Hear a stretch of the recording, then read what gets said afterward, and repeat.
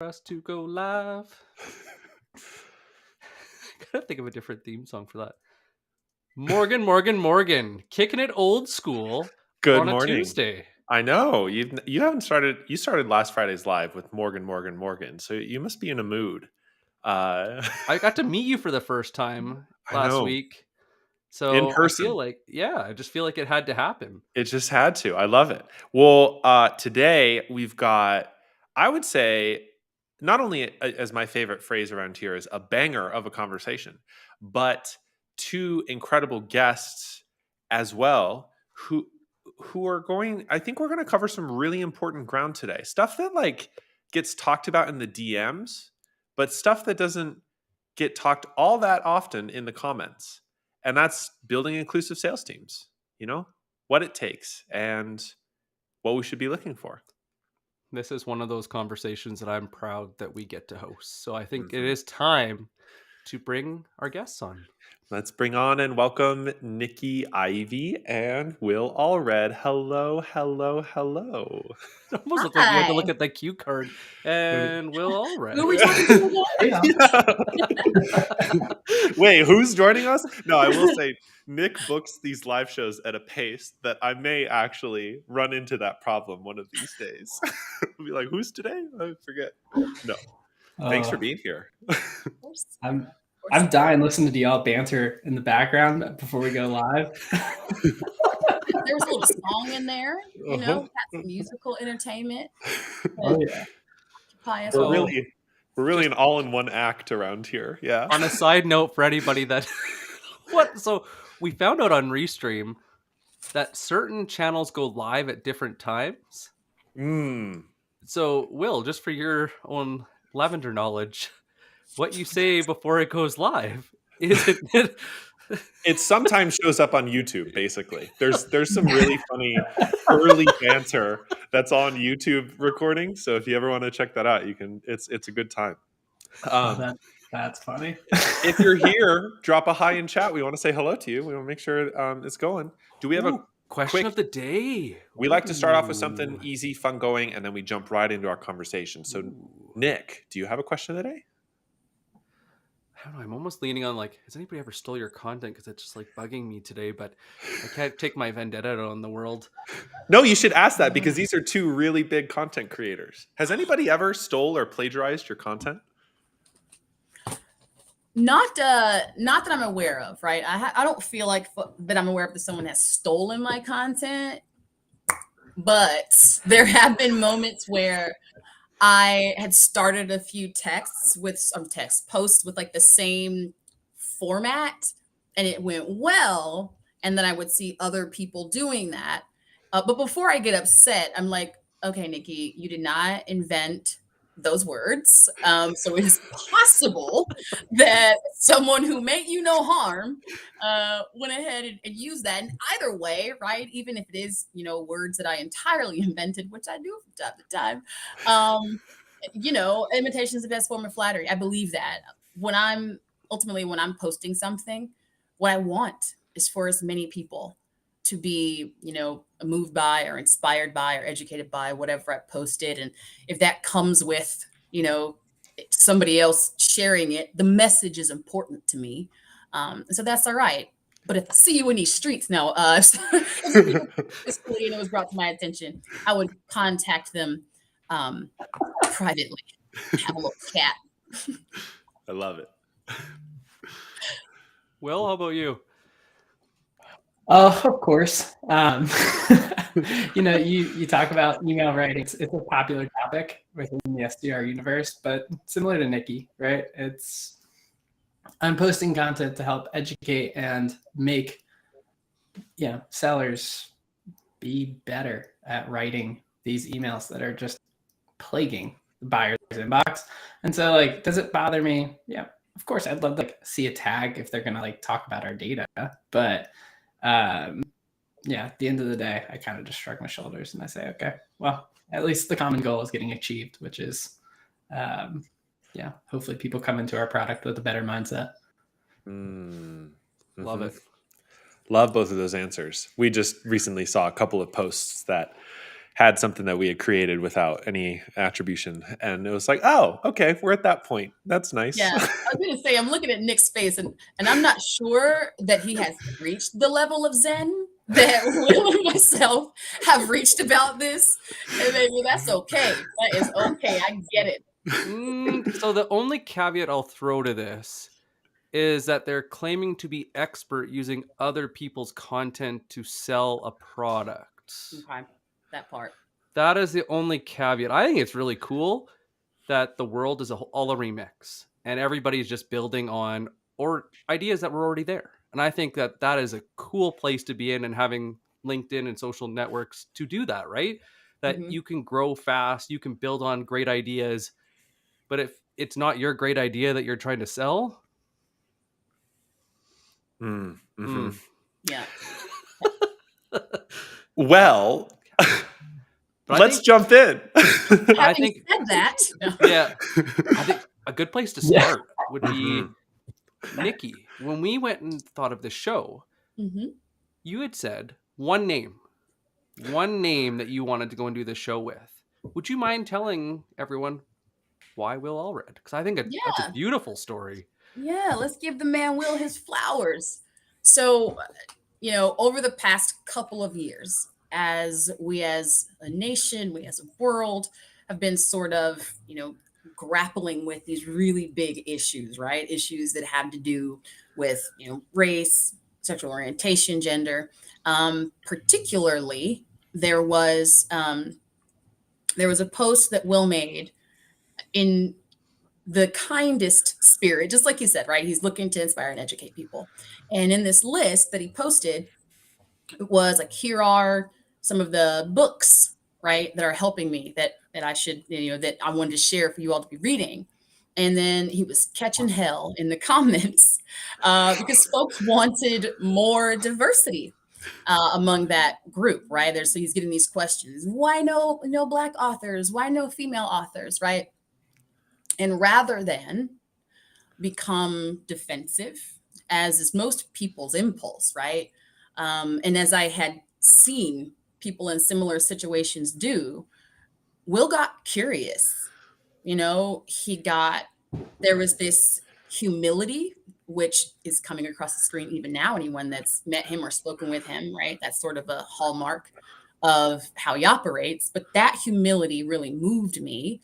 And so I suggested, a couple of books, and there was just this interaction where it was clear this is a person who does care about the same things, right? We're all trying to get to the same place, and it will require that level of curiosity, that level of taking, these critiques and questions, right, seriously, right, as opposed to dismissing them because they, don't align with one's worldview or they make you feel attacked. I didn't get any of that. And so, yes, when I thought about, who we can have this discussion with and have it be constructive, Will was the first and only name that came to my mind. Another reason, of course, is that it was important to me that the people who are having this conversation and talking about how we move forward were not all folks of identities that tend to be on the receiving end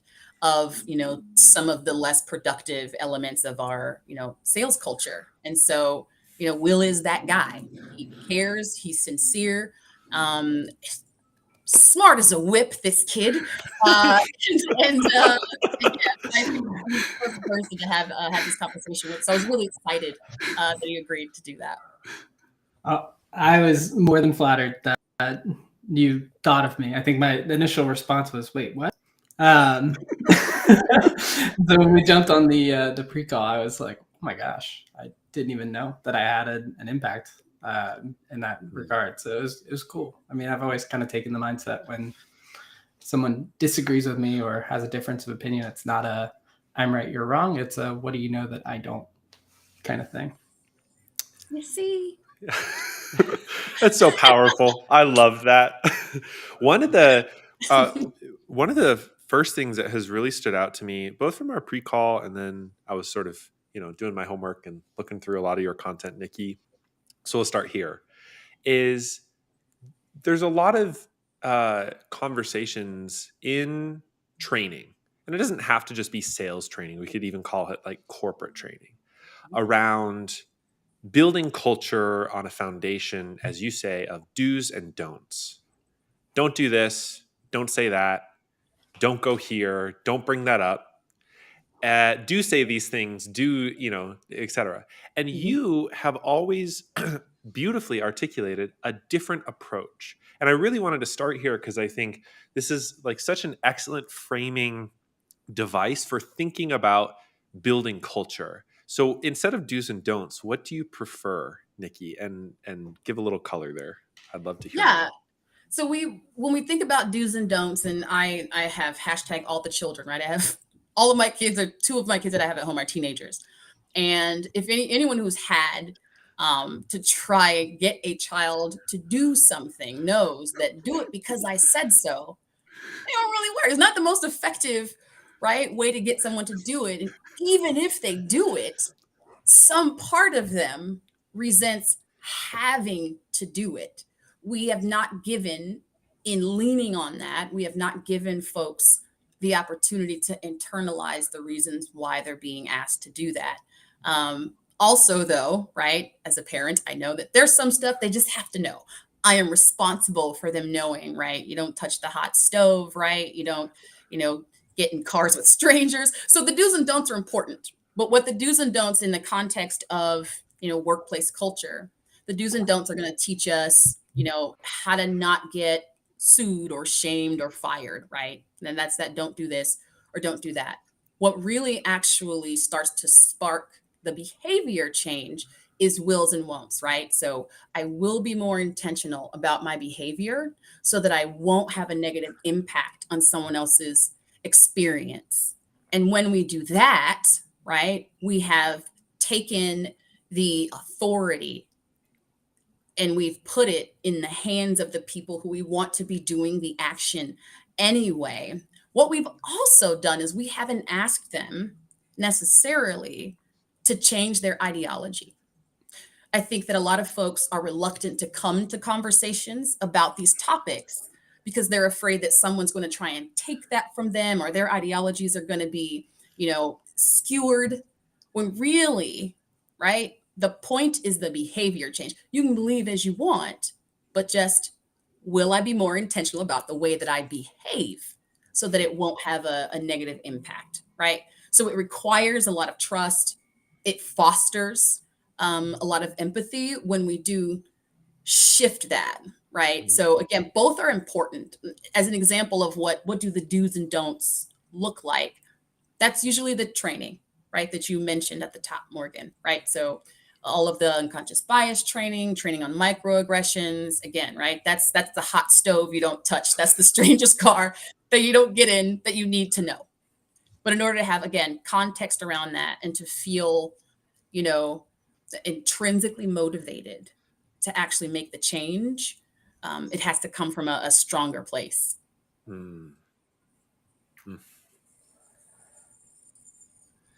It's interesting. I think about this in a couple different ways, right? Because it's like, as cis white male showing up here having this conversation today, right? I think a lot of people who look like me, might be afraid to have a conversation like this. They might be afraid to engage for fear of getting canceled or some bullshit. But like, I think you have to be able to show up and have that conversation. You have to be expressing your ideas. Otherwise, we're not going to get better. So you talk about like wills versus won'ts. It's like the perfect way to think about it, because if you just tell people they can't, then they operate as though there's this like red tape that they can't operate in, and that like restricts them from ever wanting to engage in the conversation at all. It makes total sense. It's interesting.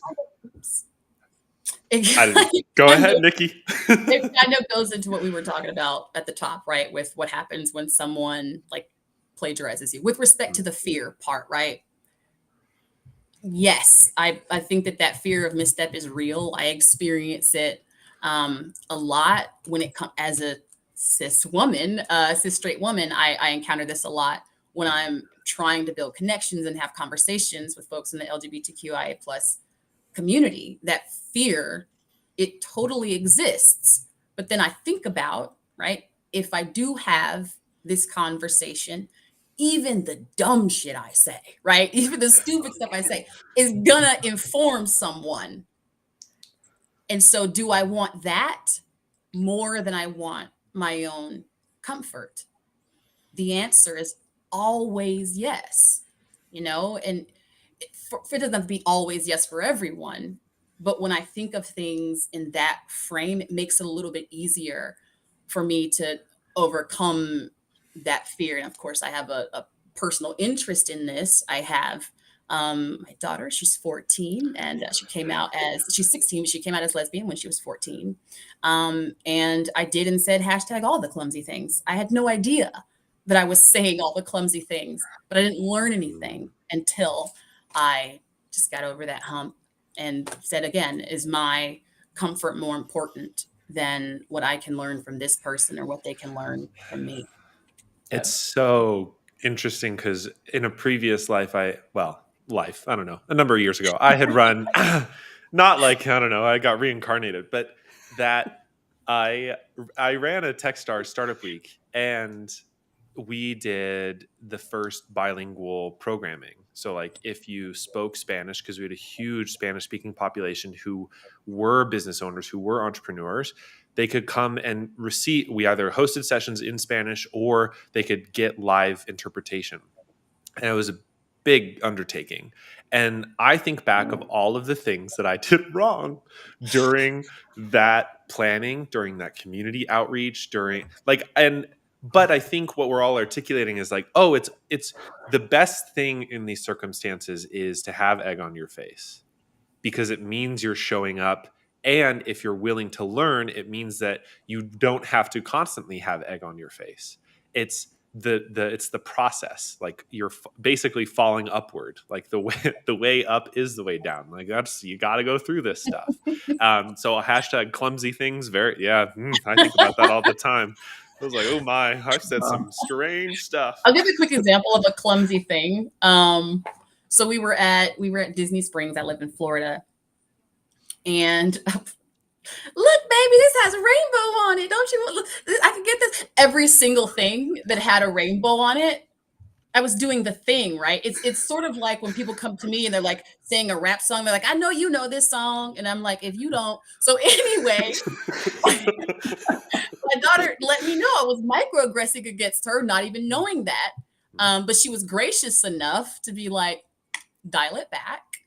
I will let you know if I'm looking for something. And it's not your responsibility, right? To do that. Just be here, play a role, support me, and be here in a way that I know that when I am ready to come to you as a resource or to come to you for help, that I can do that. And so, yeah, that was a huge learning experience for me, because I thought I was doing it. I was like, I'm killing it. I'm nailing it. Look I got all the rainbows. Yeah, no. Nikki, and I think one of the like really powerful things that like leaders can take from that, right, is that moment of how you respond when they say, hey, wait a second, right? That's the signal that says to every other person within an organization, as well as that individual, like, hey, this is a person who actually wants to learn, actually wants to engage in this conversation. It's not a me versus them thing. It's an us thing. Because I don't know. I think about this and it's like, nobody wants to go out there and hurt people's feelings, right? Unless you're a psychopath, like out there being like, I can't wait to just like tick off a giant percentage. Nobody wakes up. No. Yeah. But it's hard, right? Because I think we have this like fear that we're going to get attacked in response. Mm-hmm. And if you just calm your own response to it, it all kind of works out a little bit better.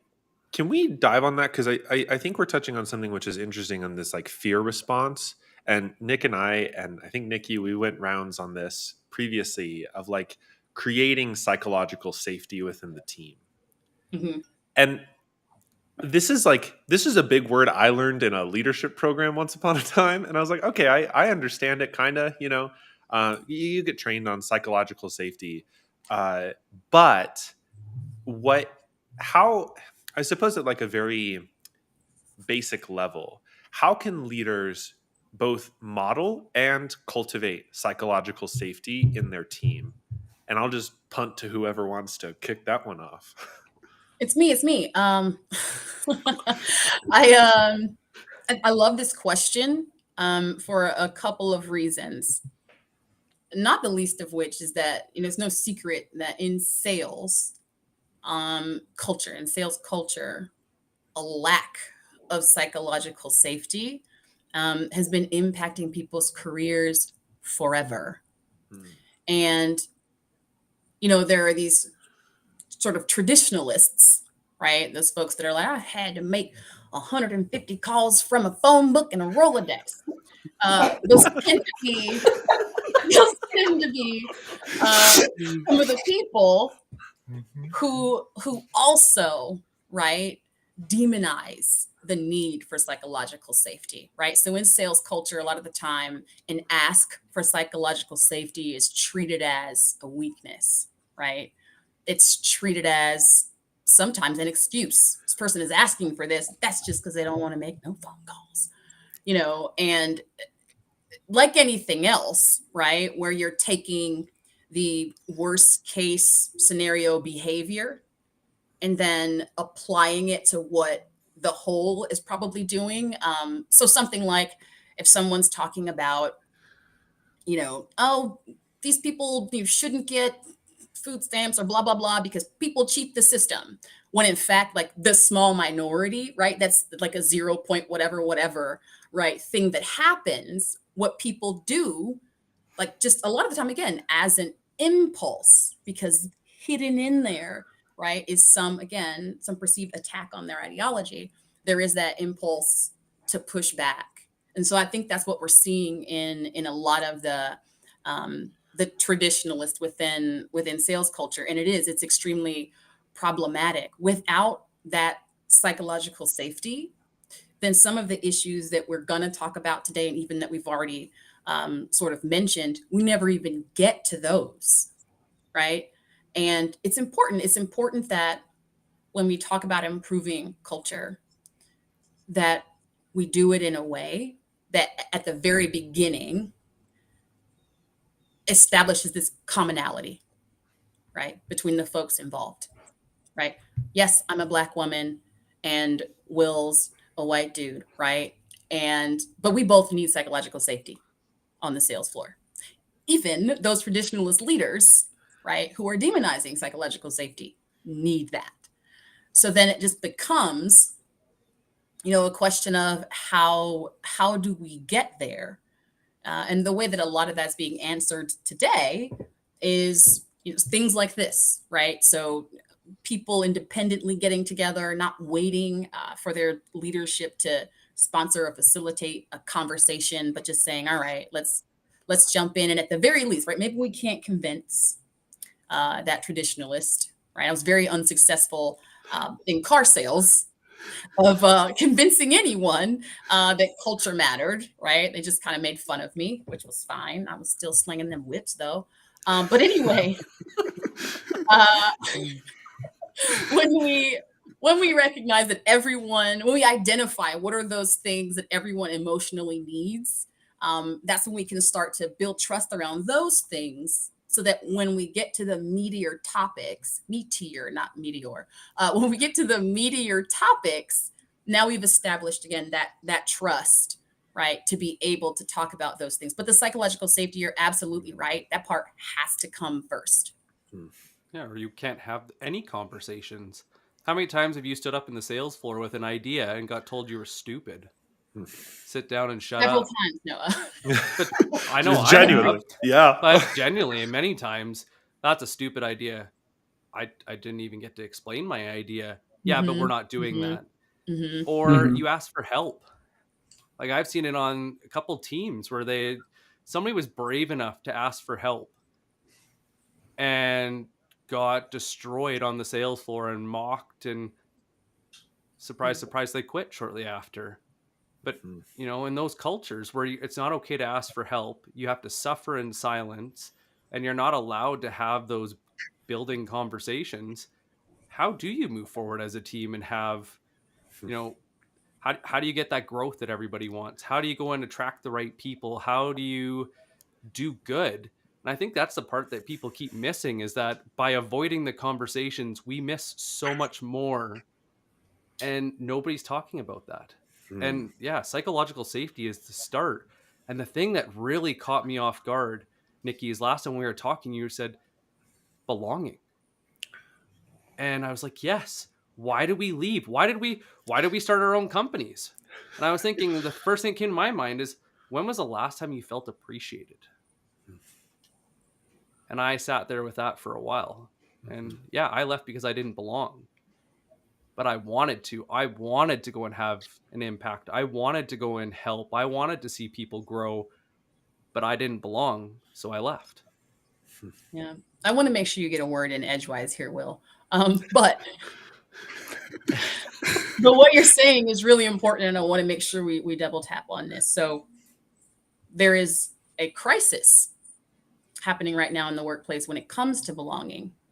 And salespeople and sales organizations and businesses should be paying attention, right? Of course, because it's the right thing to do. But, there's an HBR study that let us know that just in lost productivity due to people not feeling a sense of belonging, even if they don't quit, that's costing companies $5,200 per employee per year, right? And there's parts of that have to do with this buzzy, quiet quitting, right? That's part of what it looks like for a company to lose that $5,200. It's actually much more than that if they quit. It's like something like a year and a half of that person's salary, some percentage of this person's salary to replace, right? Once you've lost someone. And then if we're talking about sales, it's that plus however long it takes to ramp someone new and all of these things. So it's a real problem, but that impacts business to the extent that it makes this an imperative. While I resent that I have to keep making the economic case for these things, because I want people to think it's the right thing to do, there is a very strong economic case to be made. Yeah, that was actually something I was thinking about. I went on a run this morning, and I was thinking about our conversation, and I'm thinking about, like, right now in particular, from an economic environment, it is a little bit, scary. We got teams that are seeing that they're not growing at the rate that they wanted to, et cetera.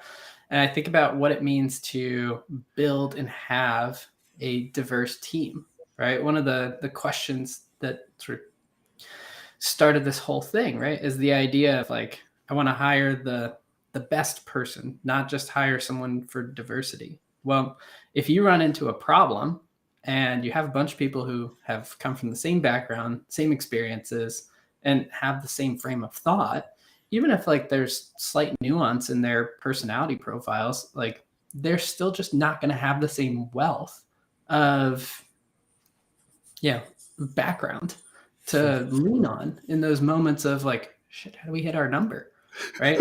This isn't working anymore. What do we do differently, right? It's such a, like, obvious thing to me, right? And I guess that just comes from, like, being like, scrape by for a long time, went through a massive pivot about 2 years into building a MarTech product. But I think about when we hire and we bring on individuals, we're a small team now. We've got 2 sellers, Josh and Dorothy, who are fantastic at what they do, but they approach things so differently. They think so differently. And, like, that's one of my favorite things about it, is because, like, we get to learn so much more as an organization as a byproduct of just them having a different way of seeing the exact same thing. It's like David Priemer, just to riff on a thing from David Priemer of, like, if we all study under the same sensei, we're all going to sell or operate the same way. And it's sort of like, so choose your sensei wisely, obviously, but also in a team context, it's not like diversity in a broad sense can show up in lots of different ways. And back to the psychological safety piece too, is it okay to bring up an alternate approach? I know a lot of managers who say no. Like, this is the way we sell. You have to do it this way. We've been in those meetings. We've been in those meetings. Those are the things that are laying off people right now. Exactly. And it's interesting to kind of, I don't know, throw some paint at the wall on each of these topics and then see how they're all sort of blending and folding back in on each other. They're all interrelated to these same core issues of behavior and leadership modeling the way and appreciating, more beyond ourselves. That, like, and even Nikki, what you had articulated at the beginning, being a little humble. I mean, I know sellers are kind of famously like, I'm good at what I do. And that's great. Like, I love that confidence. And obviously, if you get stuck in gear and you can't shift out of that in meaningful times, it starts to not serve you, right? It starts to be a detractor.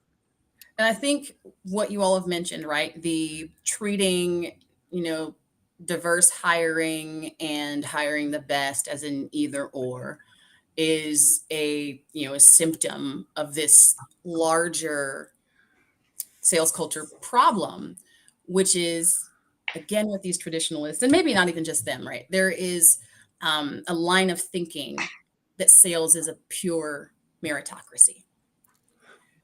Because the world is not a pure meritocracy, that's impossible, meaning that the path that each of us take to get to these roles, right? Some of us, that path has a lot more hurdles on it than other folks. And the impact that that has on someone and how they approach the role, in how much psychological security they will need, and how important it is for them to, get a sense of belonging. We cannot underestimate that. We just can't. I mean, and then when you throw in this idea of, all of us doing clumsy things and like microaggressing against each other, like stuff like that, when you throw that in there, right, now we've compounded. And so it really, for me, it challenges this idea that sales is a pure meritocracy. Now, sure, that meritocracy exists, and I think that it should.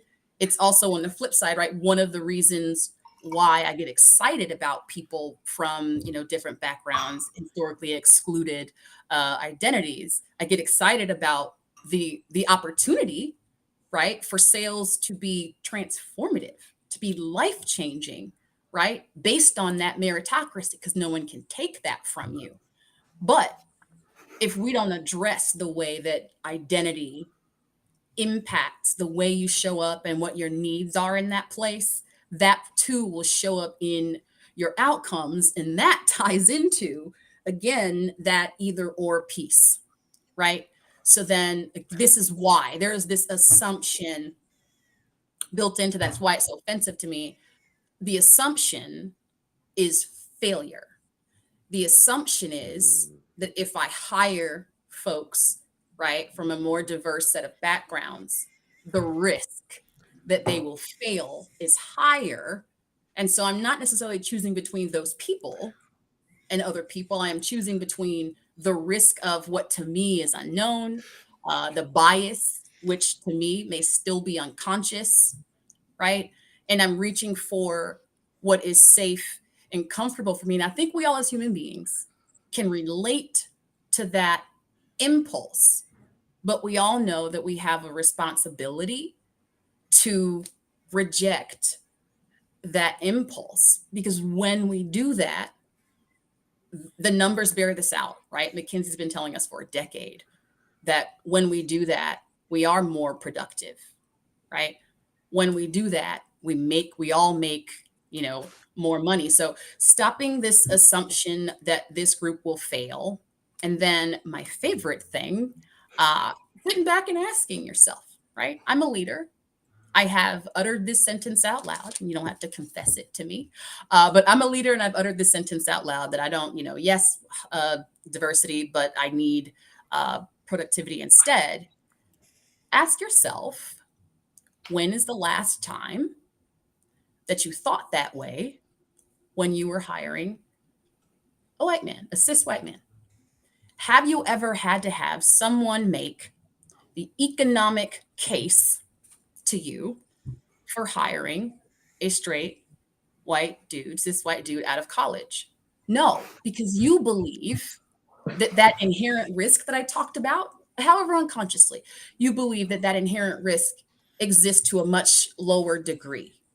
These people who look like me and look like the other people on my sales floor are a safer bet, when again, the numbers don't really bear that out, right? When we separate this out into identities, right? There is a lot of research that particularly in sales, that talks about the success women have relative to their male counterparts. And I've already mentioned the success a company has when they've been able to execute on this. And so I would say, if you are thinking about this, or you're hearing me sort of give this scathing indictment of ways that you've thought and things that you've said, please know that where I'm coming from is I want to give you the opportunity to stop and reflect on those things and know that it's okay that you had that impulse. Now, the responsibility is to reflect and examine that and try and move forward. Nick's chat feed isn't loading into our streaming software, but there's a great one that I think folds a couple of questions together. And Lena had asked, how do you stay positive when there's a sea of traditionalists pushing back? And maybe the bigger question here is, inside a culture in which there are a lot of traditionalists in leadership positions, how does somebody who desires, or I mean, we all need psychological safety, so that's unfair to say it's an individual impulse. How do you, as an individual, navigate that culture, or maybe you leave? I don't know. I mean, I'm kind of curious to hear everybody's thoughts on that. Yeah, and it's funny you brought that question up, because my question was in the exact same line, which is like, most people listening in are coming with a level of open-mindedness, and so the question isn't really, how does that person become more open-minded? It's the question of, how do they respond when faced with somebody who's not as open-minded? What's the right way to approach that? Yeah. I like this. I have an answer if anyone's interested. Go for it. The answer, but because again, I'm learning in my allyship journey as much as anyone else. When I think about that, right? How do you, what the next step is? We have to do a couple of things. We have to accept that maybe in this case, those traditionalists are the ones who have the decision-making power, right? They're going to be the ones maybe who would decide whether or not any efforts you tried to make or initiatives you wanted to get off the ground were well-funded, but they don't dictate culture here. If you're on the sales floor, salespeople tend to be among the most influential people in the building, or on the Zoom, or at their desks in pajama pants.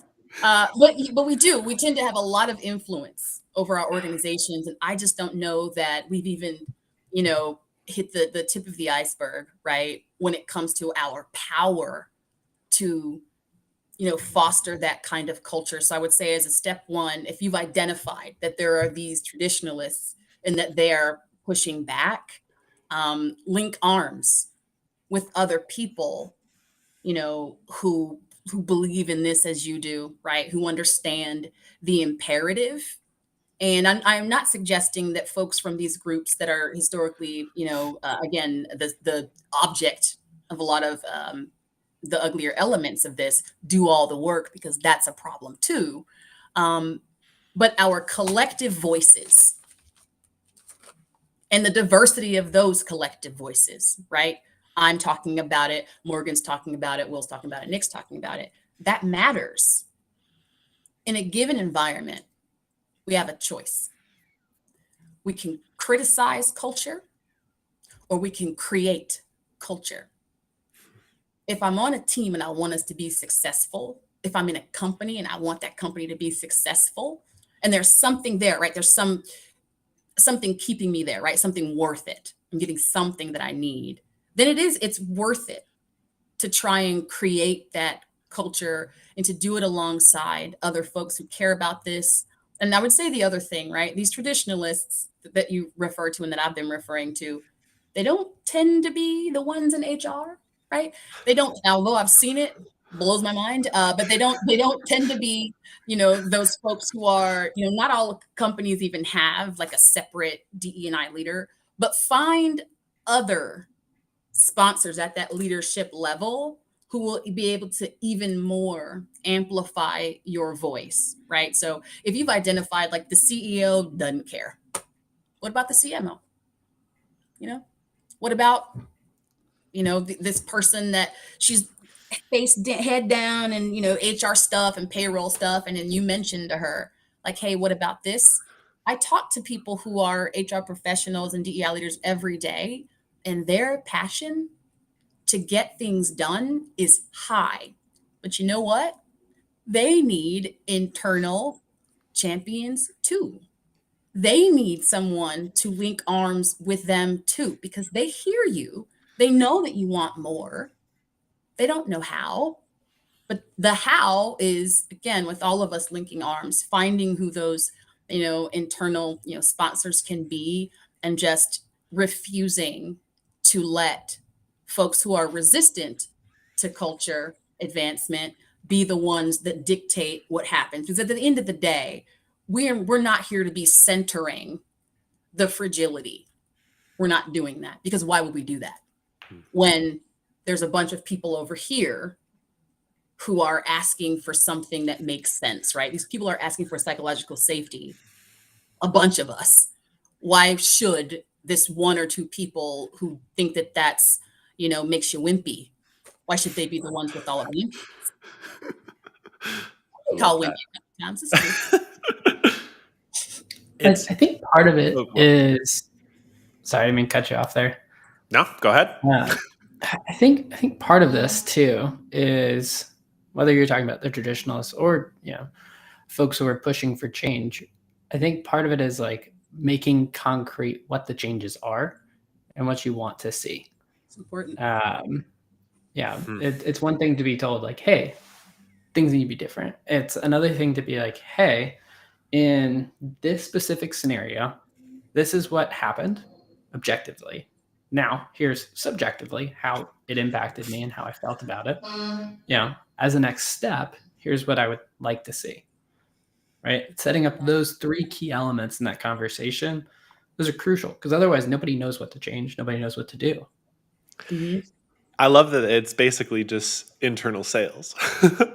And back to what Nikki was saying, like, sellers are probably really well equipped to handle these conversations, because we all learn the ways that people are resistant to change and how to overcome and sidestep and rearticulate and navigate those conversations, even if we're clumsy at it, or even if we have a discovery call that does not go well, and then we learn from it, and on and on. It just happens that it's internal now, which I love this. I find, and I love the way, like, folding both of these insights together from you, Will, and Nikki, is that the navigating people who, and I even think higher ed was an interesting experience, but like in my days in higher ed, there were always people who wanted to support what you were doing, but they didn't have the time, energy, or mental space to care about it unless if it was specific. Mm-hmm. They needed to know what needed to happen, and they would make it happen. But if it came even to the phrase, like Nikki, you said, are you criticizing culture or creating it? To riff on that, it was always like, here is the problem, and here's the behavior change we're looking for. Here's the resources that we need. Here are the things that we're trying to accomplish. That empowers these sponsors to make a decision. But again, you're basically just selling them on this change, which I love. I don't want to miss something really important related to this, because it feels like a chicken and the egg, and I feel like this could be a good way to sort of tie a few things together, which is hiring practices. And because, to me at least, it seems there is a tension between creating a culture in which there is psychological safety with a lot of diverse voices and belonging, and sort of hiring in people who can either be trained or have a bunch of additional experience in this topic. And sort of this, it's not really a balancing act, but it feels, what I've seen is companies do this wrong, where they will hire in a lot of people from different backgrounds, with different ideologies, with different points of view on how to do things, and then a huge chunk of them leave because they didn't have the basics. So how can companies both create this and hire in ways that bring in new sorts of perspectives and voices, or like, people from different backgrounds?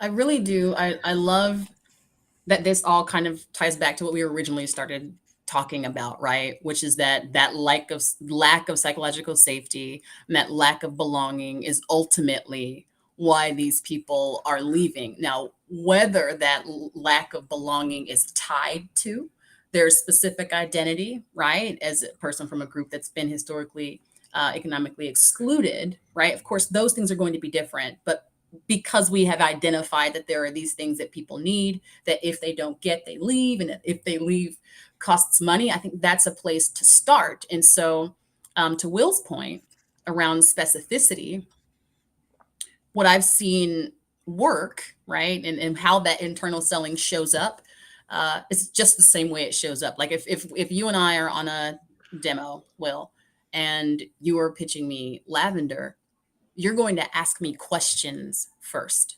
And that curiosity is intended to have me think about what I'm doing first before you have prescribed something for me, before you have, or instead of, right? Because I don't think you would do this. Instead of trashing what I'm doing now, like, ew, these emails you're sending are gross. We love them right now.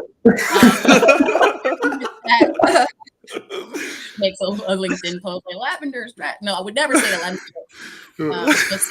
They're great.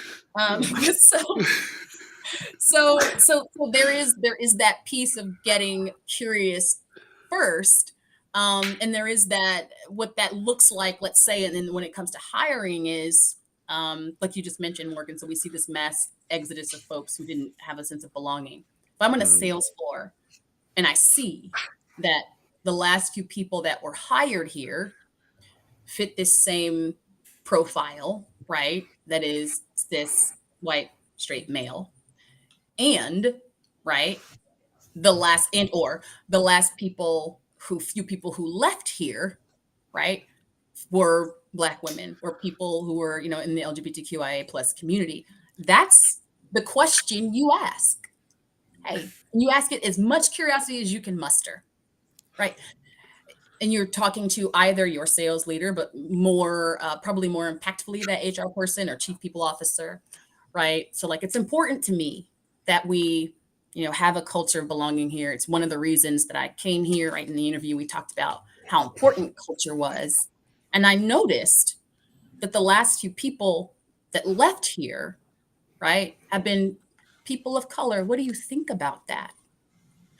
So we're not insulting, we're not accusing, we're pointing out the problem, and then we're asking them what they think. We're causing them to think about all the reasons why. And then, of course, we can start to ask other questions that would lead them down a path. But the starting point is to plant that seed, right? And again, said differently, right?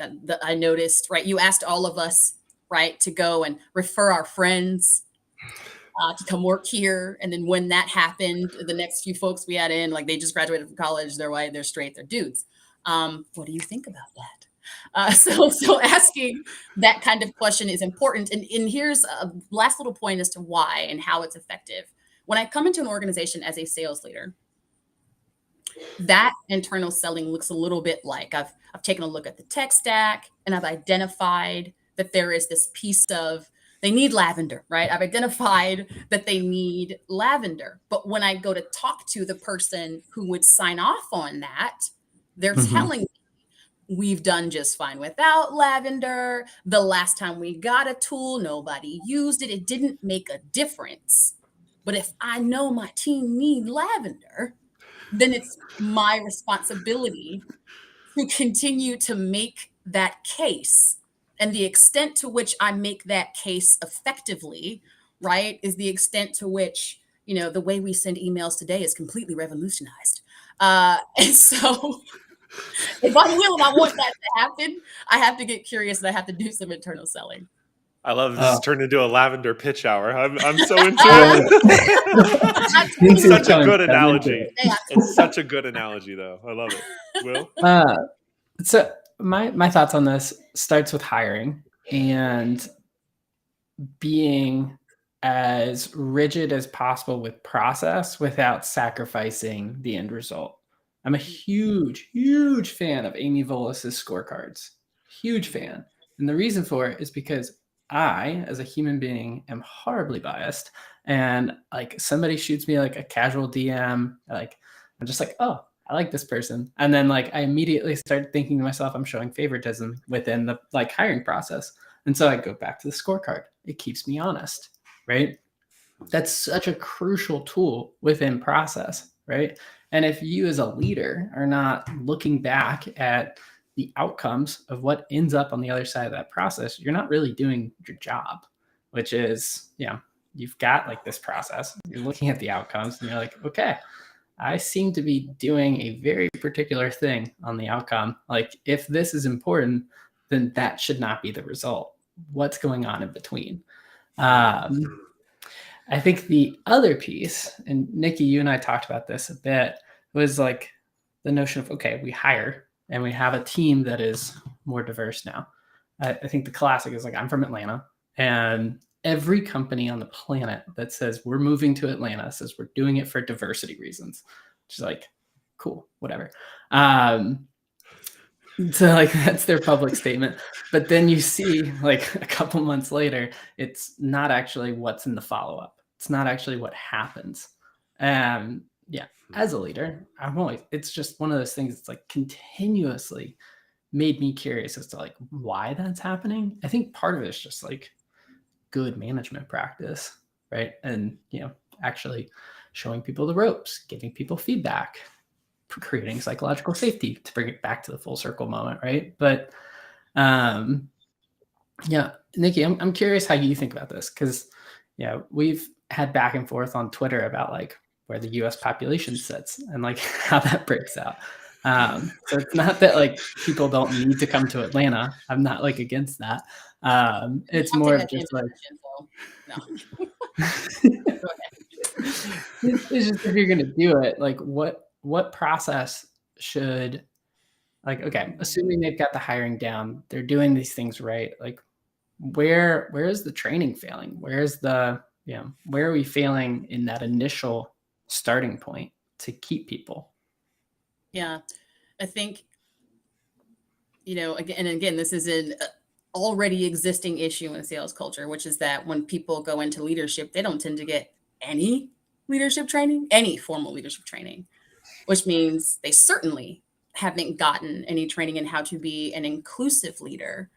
So the simple answer to that is like, let's do that, right? And part of that training would likely include this little nugget that you talked about, which is that, yes, it's something like 70% of the Black workforce does exist in just a few southern states.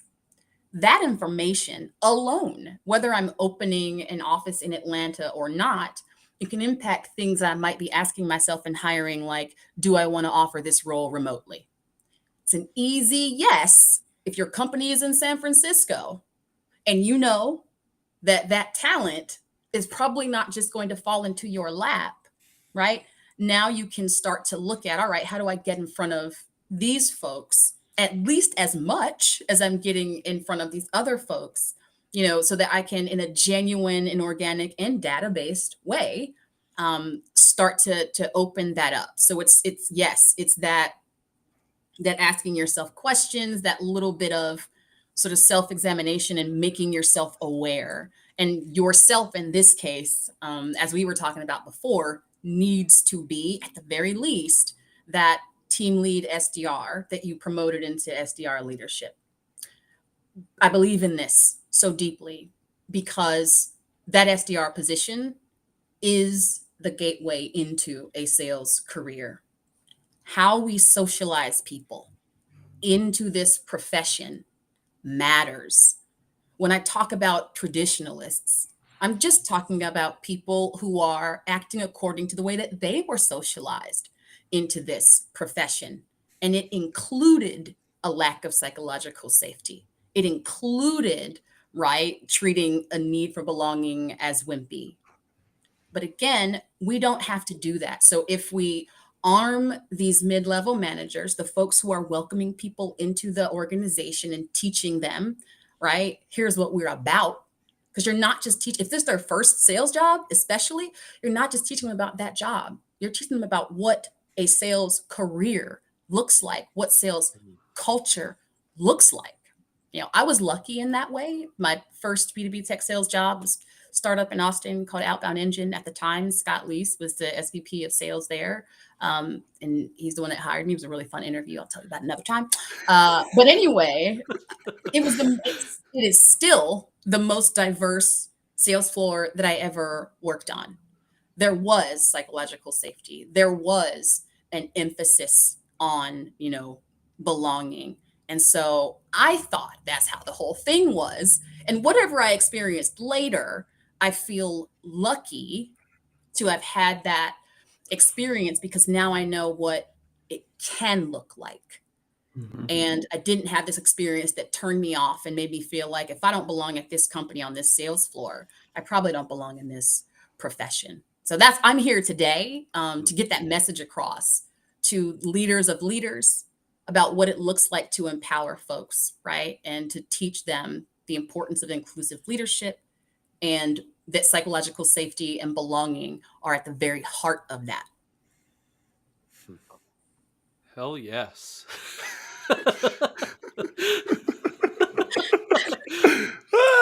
Yes. Well, I love this moment because usually, Nick and I have hosted enough live shows, so I know his look when he has something to say.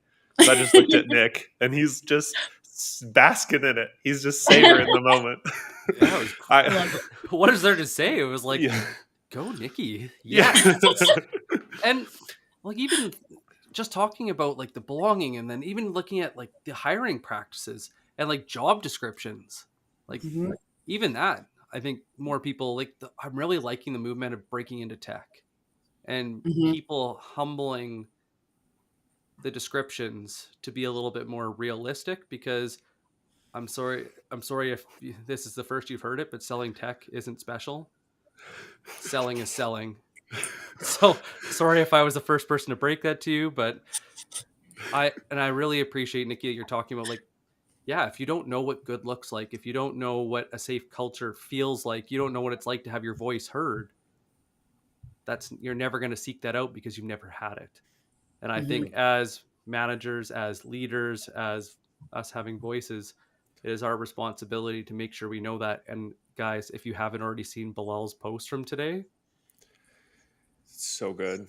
Oh my gosh. But little things like do what you say, don't change comp plans midway through and then screw somebody out of feeding their family, or there's little things that we can do that show that we care. And there's also ways to be profitable without having to go and harm the people that are doing the work. And if they feel like they belong, they will go to the ends of the earth to make sure that everybody succeeds. But if you don't take care of them, what do you do? All right.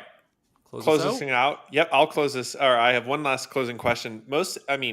Whoever, but probably for Nikki, just kind of circumstantially, is somebody listens to this and they say, great, I'm inspired, I'm interested, I get what you're talking about, I'm looking for behavior change, but I want more. I want the hows, I want the whats. Where should they go? Inclusive.co.